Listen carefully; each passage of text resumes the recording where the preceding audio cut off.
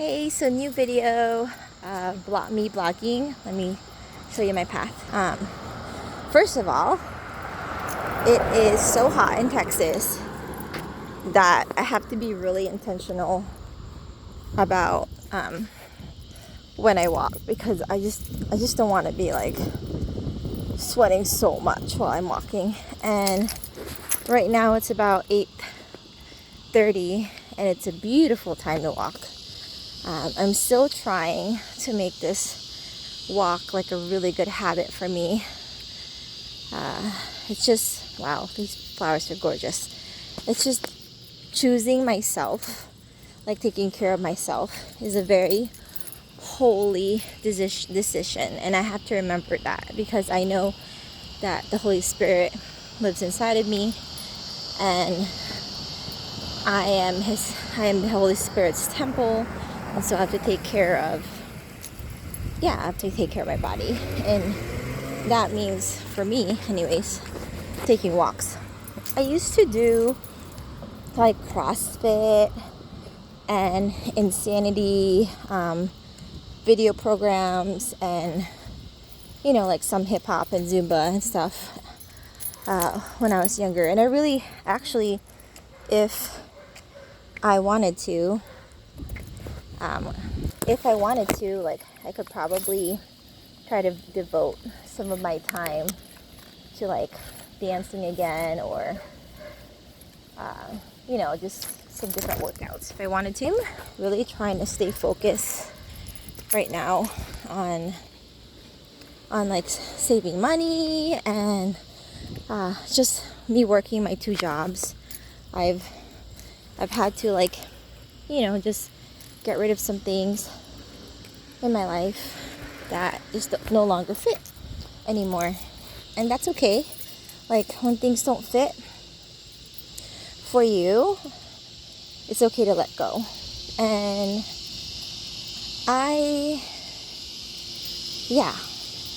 I've always been like flexible when it comes to life, but I don't think it was my natural giftings. My natural giftings is definitely not flexibility. I think flexibility just came with the territory of me living my life as a military child as a kid. So my parents, specifically my mother, was a very successful military person. And so when she had to move or work or do any of the things that were necessary, I had to be flexible to the schedule. And I remembered at first being like, I mean, even as a child, I just remembered being like, what? Like, why do I have to get rid of this or that? And it's just kind of cool, because the Bible is so true. There's this section where in the Bible it says, if you want to gain your life, you also have to lose your life. Or in order for you to, anyways, I'm probably misquoting it in some ways, but there is something about when you lose things, the paradox is you also gain things. And there's this Spanish saying where in English it translates to if like anything bad also comes with good things. And so I have really started to embrace that more, and I really love that, because before I would just go, oh my gosh, this is terrible, this is awful, and I would focus on that. But there's so many good things too that comes when bad things happen. So I kind of want to talk about some of those stories, but I'll give 2 examples. I was a pretty picky friend. I was very picky over my friends growing up. And I remembered my mom would say, you're so picky with your friends, and I don't understand why you're so picky. But there was this one girl, her name was Elizabeth, and she really, like, I just didn't think that we would really click. I'm like, I don't know if I could really be friends with this girl. Like, I don't know, like, she was really into, like, punk rock music and makeup, and I just wasn't. I was kind of nerdy in the sense of, like, I really like reading and doing art, and I like music too, but it was more like poppy. And one day, I don't know, like, something happened where God like decided in Elizabeth's heart that she should invite me to her church. And I remembered just like being kind of offended that she was going to a different church, and she thought that, like, her church, in my mind I was like, maybe she thinks that, like, my church is not as good as her church. But I said yes to her. I took that flexibility thing inside of me that I'm sure was the Holy Spirit working in my heart, and I said yes to going to her church. Now, when I went to her church, it was not perfect. Like, I felt so outcast because of the way I dressed, and I just felt like, what am I doing here? Like, these people are obviously goody kids and families, and my family's really broken, and of course that's just like the enemy, the devil himself, like whispering lies to me that I don't belong in church, right? And so, but that flexibility that happened, like, opened my life to going to church that actually spoke to me about where I was. And instead of me just following like a religious background, I was finally choosing on my own to attend church. And yeah, like that, I lost something, which was my old church, but then I gained that new church, and that new church like brought me more life than the old church did. All right, second story. Okay, there was this moment in college where I thought that I could just isolate myself. Like, I was like, okay, I'm done with trying to make friends, and I am just gonna isolate myself completely. And there was this girl who would come to me and invite me all the time to hang out with her, and she just would not give up. Like, she just was like, hey, I wanna be your friend. Do you wanna go to the library together? Do you wanna eat together? Do you wanna get coffee together? And I was so stubborn, right? Like, I was like, no, like, I don't need this in my life. Like, I'm just tired of being hurt. And I think some of us get to that point of, like, being tired of being hurt. And I honestly was, so,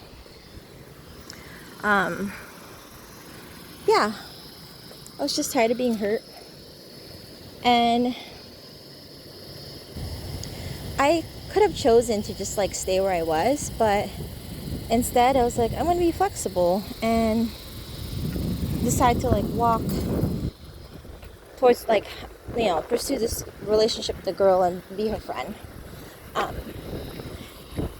Here's the thing, like, that friendship didn't lasted like like, I don't even know, like 5-7 years. But then there was a point where I had to lose her, and it was probably one of the hardest decisions of my life to, like, not be her friend anymore. And just things, like, fell apart with family and, like, our differences, and but at the same time, when I lost her, like, I also felt like God said to me, like, the earthly relationships in our life, we have to be really open about who comes in and then who leaves our life. Like, I have to be willing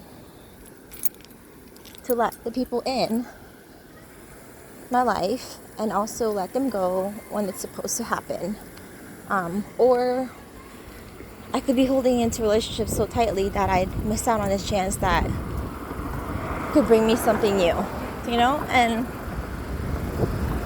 like I said, like I'm not flexible with those things, but some things are gifts that are learned, and other things are gifts of like how you use those gifts is because it's your weakness, right? Like it's your weakness, and that's part of being human. And I was telling my friend recently, I said, one of my favorite things about Jesus is not that like it's great that he multiplied the bread and the fish, and it's great that he turned the water into wine, and it's great that he was able to heal the blind man and the crippled man, and it's all those miracles are so great. But it's also so great to me that God himself, when he was carrying the cross, he asked a human, like he fell down 3 times because it was so heavy, and one of the soldiers was like, this man is weak, and he took like one of the strong, Joseph, one of the strong people, to help Jesus carry the cross. And if Jesus himself can be weak at something, I think it's okay for us. Oh my gosh, I just saw a possum. Okay, I think it's okay for me. I'm not going to talk in third person.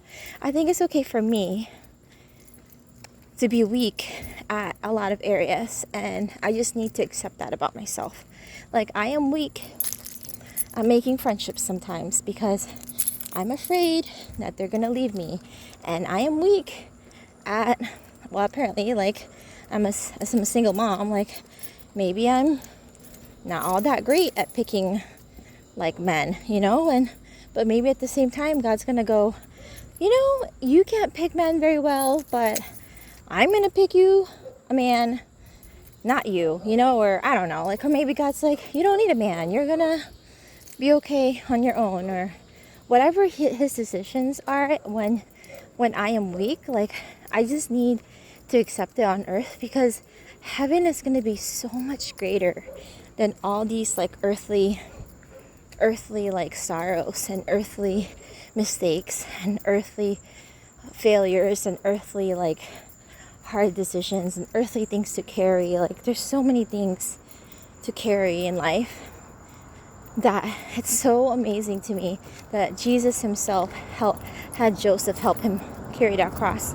And now that he ascended from heaven, it means that Jesus himself is going to help me carry all the crap of my life, whether that's bills and I only have like $400 in my checking account, or whether that's my kids, you know, needing braces, whether it's my love life, whether it's food in the fridge, gas in the car, suicidal thoughts from you know, friends who bully me, or whatever it is that like life is deciding to like hurt me with.